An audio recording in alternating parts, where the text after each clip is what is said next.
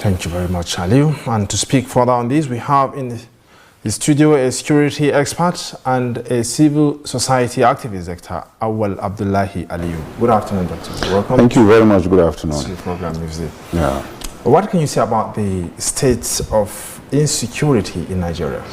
Well, it is a pathetic situation. It is honestly a situation of it calls for sober reflection and then deep thinking, as well as coordination and cooperation among security agencies and the government itself. The fact remains that Nigeria is in a war situation, whether anybody likes it or not, whether anybody agrees with this opinion or not. Nigeria is in a war situation where you have almost 30 states out of the 36 states of the federation are having one security challenges or the other. That is actually a state of war, not conventional war, so to say, but war against terror, war against banditry, war against Boko Haram, and war against even people that are secessionists, so to say. So Nigeria is in a state of war. All right, Doctor, what is your take on the idea citizens bear arms for self-defense, especially as banditry and kidnapping persist in the country?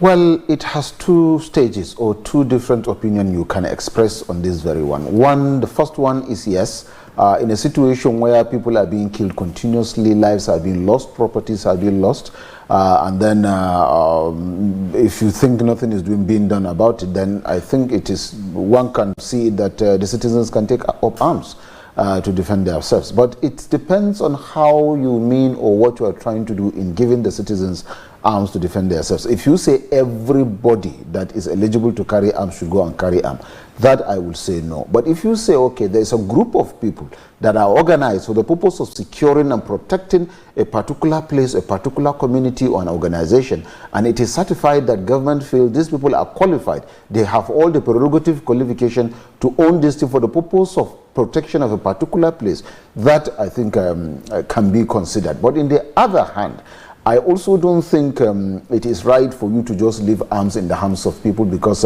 you can take America, for example. Today, America is the most civilized, if you like, democratically civilized nation in the world.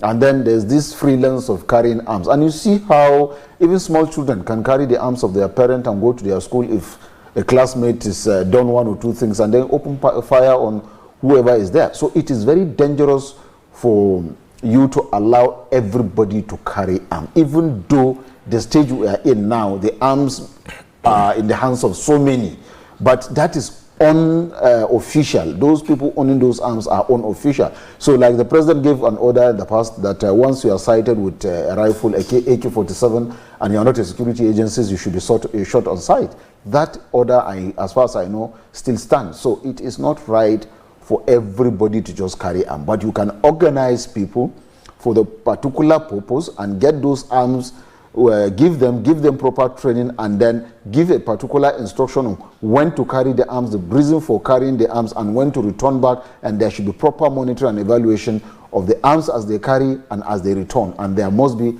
a central armory for such things. I think if that is what is being said, that one can consider, and then maybe give it a thought, and then also we look at what the Constitution says, if it gives right to everybody, or otherwise if there's going to be amendment also. Okay, back to you, Dr. Sawal. Yes. Looking at the situation in Zamfara State, do you think the government has the moral backing to make this move? Well, you see, again, we are a law-abiding nation. Nigeria is being governed by a law. We have a constitution of the Federal Republic of Nigeria 1999 as amended. So for whatever anybody is going to do, either at the local, at the ward, local government, state, or even at the national level, they must be referred back to what the constitution says, what the law allows for, and what the law frowns at.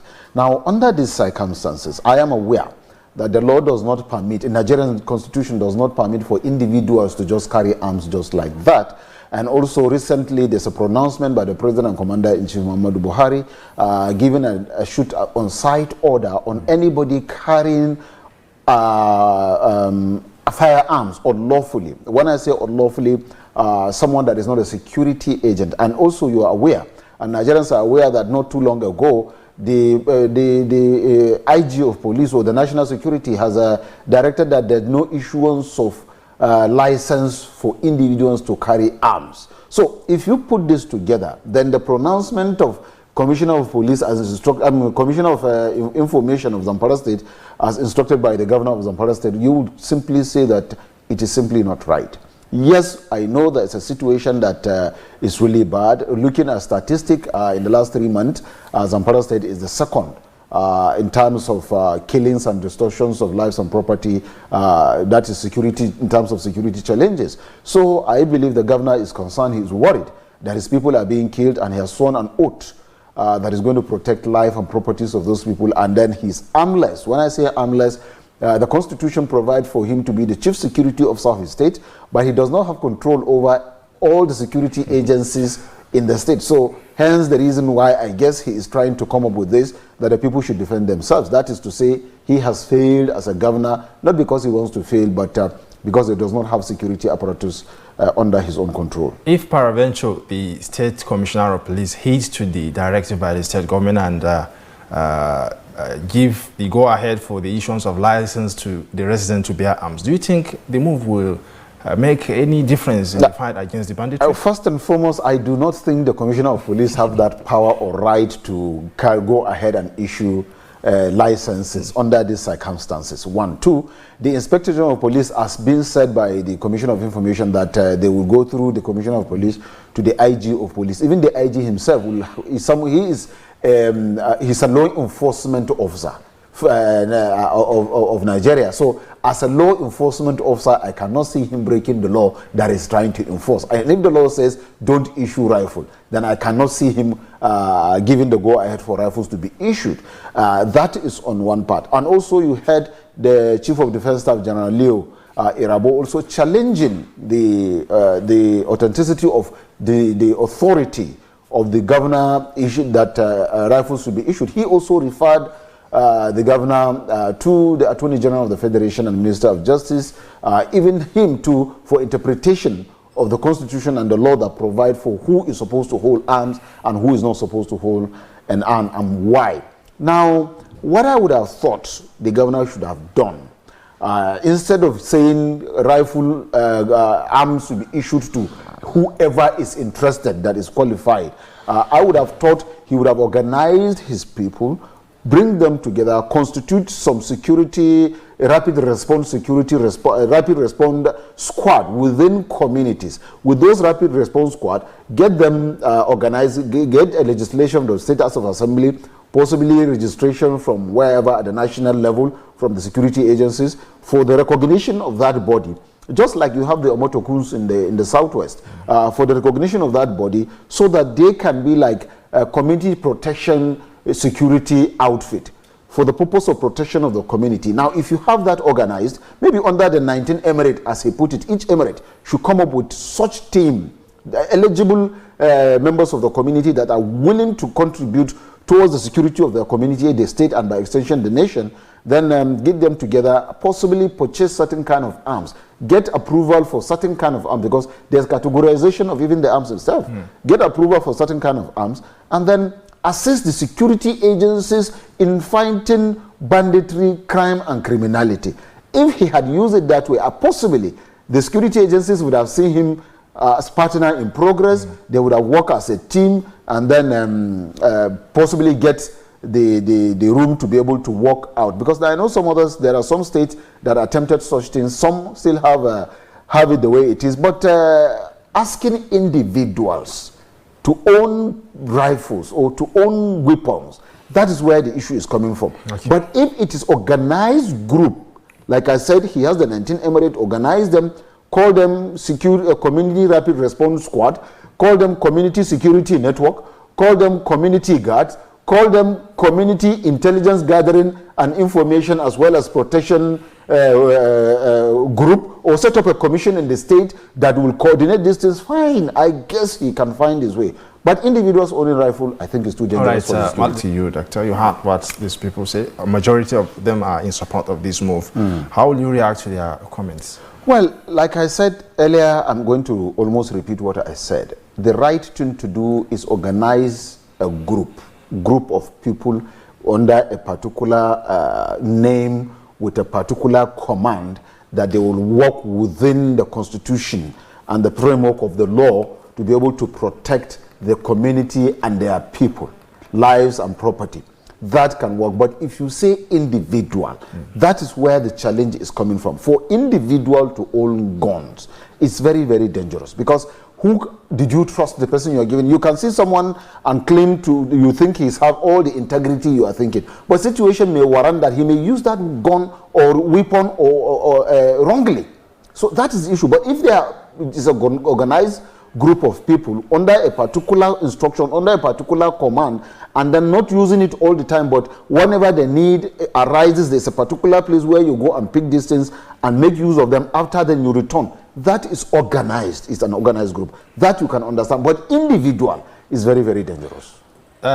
Some people may view this whole scenario as a sign of failure from the government side. What will you say? Yes, you can see it as a failure. To an extent, I can agree with you that the government did not really provide the necessary security as required, because the responsibility of government is to protect lives and property. That is the first principal responsibility of government, protection of life and property of the citizens. Now the lives and properties is not somehow being protected. Yes, there's a serious attempt and more of attempt. A lot of strategies is being employed by the security agencies, but even at that, the security challenges is still escalating, and then the situation is not being solved. So this is why people might view it as failure on the part of government. But believe me, there's no government, no responsible government would fold its arms and watch its citizens being killed and property being destroyed just like that without making any effort. And you will agree with me that in the history of Nigeria, there was never a time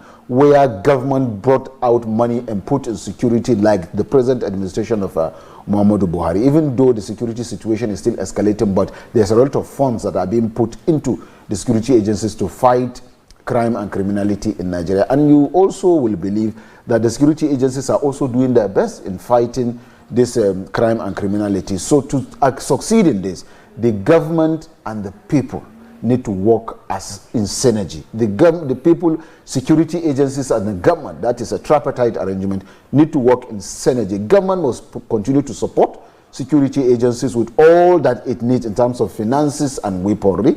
The community needed to support security agencies with intelligence information and prompt information as it is happening, so that the security agencies can come and nap it. And then on the part of security agencies, they also need to know that they are working for the citizens of Nigeria as they are Nigerians, and they have sworn an oath. So they need to do their work diligently, resiliently, and also with all the sincerity of purpose and the commitment. All right, Dr. Awal, your heart was yes, the CDS is absolutely correct. The governor does not have such powers to instruct the Commissioner of Police to issue gun licenses. The Commissioner of Police does not have the powers himself, even if the governor issues the instruction to also give out the license. So both the two have no powers. The governor has no power to instruct the Commissioner of Police to issue license. The Commissioner of Police on his own has no powers to just issue out license for people to for anybody to carry gun just like that, as at this moment. Okay, Dr. Awal, in 1 minute, what would be the most suitable way to address this issue? The most suitable way to address this issue, as far as I am concerned, is synergy. There should be synergy between the security agencies, the government, and the community. There must be information and incredible intelligence.